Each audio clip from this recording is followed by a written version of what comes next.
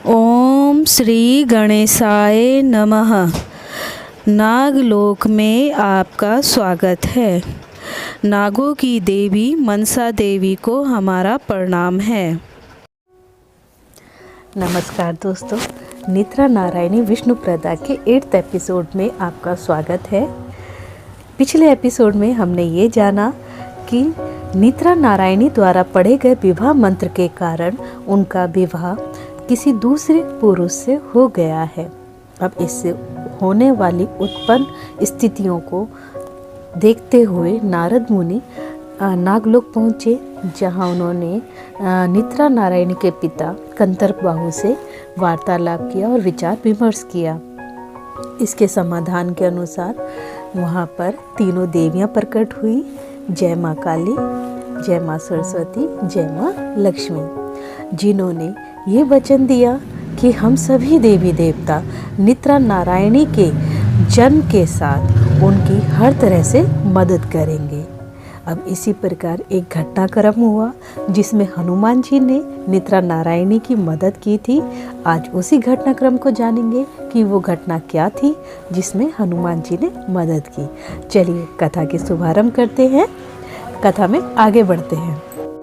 हे नागेंद्र, जब नित्रा 10-12 वर्ष की थी तब स्वप्न लोक से और प्रेत लोक से 2 स्त्रियों का आगमन हुआ जो नित्रा को ले जाना चाहती थी। अब इस घटनाक्रम को सहस्त्रबाहु के सिवा और कौन अच्छे तरह से बता सकता है। अब सहस्त्रबाहु ही बताएं कि ये घटना कैसे घटी। तब सहस्त्रबाहु ने बताया, महाराज, जब नित्रा 10-12 वर्ष की थी तब 2 स्त्रियों का आगमन हुआ, एक स्वप्न लोक से, एक प्रेत लोक से। दोनों ही स्त्रियां नित्रा नारायणी को ले जाना चाहती थी। मेरा सारा ध्यान नित्रा की तरफ था क्योंकि नित्रा इस समय मानव रूप में थी और वो अपनी रक्षा नहीं कर सकती थी, जिस कारण से स्वप्न स्त्री मुझ पर हावी होने लगी और उसने बहुत सारे चक्रव्यूह बनाए, जिसे तोड़ना मेरे लिए इसलिए कठिन हो रहा था क्योंकि मेरा ध्यान नित्रा की तरफ था। अब वहाँ प्रेत स्त्री ने नित्रा को डराया और ये कहा कि मैं तुझे यहाँ से ले जाऊंगी। नित्रा डर गई। अगली सुबह नित्रा ने अपनी मानव माँ को बताया कि मुझे इस प्रकार स्वप्न आया है कि एक स्त्री मुझे ले जाने आई है। उसकी मानव माँ ने बताया कि तुम हनुमान जी का नाम लेना। अगली रात फिर वो स्त्री दोबारा आई और नित्रा को परेशान करने लगी और कहने लगी, मैं तुम्हें साथ लेके जाऊंगी। नित्रा नहीं जाना चाहती थी लेकिन वो उसे ले जाना चाहती थी। इधर मैं बंदिश में था क्योंकि मैं उसके स्वप्न स्त्री के चक्रव्यूह के घेरे में आता जा रहा था। मेरा ध्यान पूरी तरह से नित्रा की तरफ था।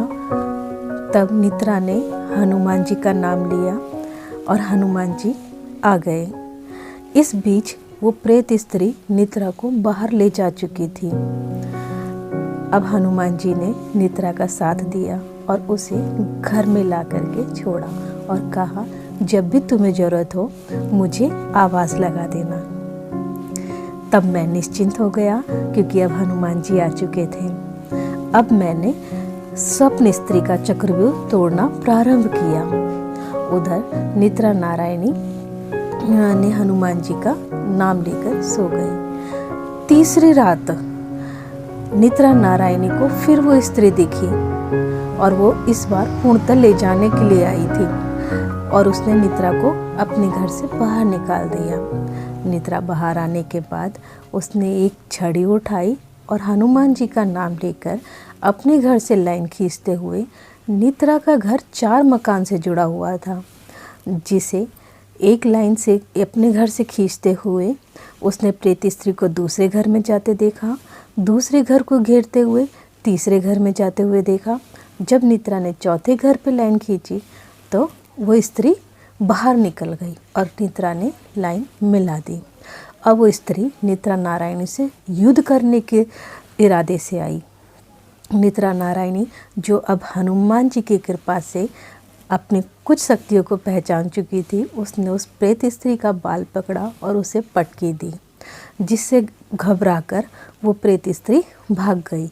और इधर मैंने स्वप्न स्त्री का सारा चक्रव्यूह तोड़ दिया और मैंने भी उस स्त्री को पटकी दी, जिसके कारण वो भी भाग गई। लेकिन मैंने ये सोचा कि जिस कन्या की मैं रक्षा कर रहा हूँ वो तो खुद संसार की रक्षक है।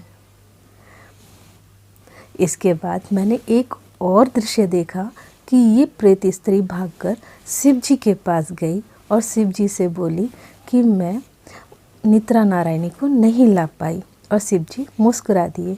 मुझे अभी तक ये बात समझ नहीं आई है, कृपया मुझे मार्गदर्शन कीजिए। सहस्त्रबाहु ने अपनी बात पूरी की और इसी के साथ तीनों देवियां मुस्कुरा दी। सहस्त्रबाहु, अभी तो आपको अभी और भी कार्य करने हैं और उसके लिए नित्रा के संपूर्ण जन्म को जानना आपके लिए अति आवश्यक है। इसी के साथ लक्ष्मी जी ने अपना वाक्य पूरा किया। किंतु मैं तो ये सोच रहा हूँ कि इस घटना के बाद भी नित्रा नारायणी को अपनी शक्तियों का ज्ञान नहीं हो पाया। वो एक साधारण स्त्री है मुनिवर, इसीलिए उन्हें नहीं पता चल पाया। माँ काली ने उत्तर दिया। इसके बाद इस स्वप्न के बाद नित्रा नारायणी ने हनुमान जी का व्रत भी किया, जिसके कारण हनुमान जी की कृपा उन पर सदैव बनी हुई है। अच्छा माँ, एक और बात बताइए, सहस्त्रबाहु ने प्रश्न पूछा। ये दोनों स्त्रियां नित्रा नारायणी को क्यों ले जाना चाहती थी? तब माँ काली ने उत्तर दिया, सहस्त्रबाहु, नित्रा नारायणी को 14 लोक में जन्म लेना है और अंतिम लोक ही उसका निवास स्थान होगा, और दोनों लोकों के राजा ये चाहते हैं कि नित्रा नारायणी अंतिम लोक उसका चुने। आपको ज्ञात है कि प्रेतलोक और स्वप्न लोक में जन्म नहीं होता, वहाँ आत्माएं जाती हैं। तो उन्होंने ये प्रयास किया कि नित्रा नारायणी उनके लोक में आ सके। ये उसे ले जाने के लिए एक षड्यंत्र था। लेकिन अंतिम लोक चुनने से पहले नित्रा को इस लोक में 2 महत्वपूर्ण कार्य करने हैं। इसीलिए आपको नित्रा नारायणी के जन्म से लेकर के संपूर्ण कथा को जानना जरूरी है, और भविष्य में होने वाली घटनाओं का ज्ञान रखना ये भी अत्यंत जरूरी है। सरस्वती माँ ने सहस्त्रबाहु को बात बताई।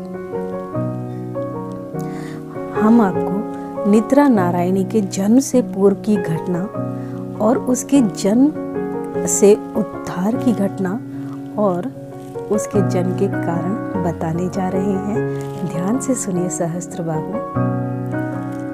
इस एपिसोड में इतना ही। अगले एपिसोड में मिलेंगे, तब जानेंगे नित्रा नारायणी का जन्म 14 लोक में कैसे हुआ है और माँ ने ये कथा किस प्रकार सुनाई है। चलिए नेक्स्ट एपिसोड में मिलते हैं, तब तक के लिए जय राम, सियावर राम।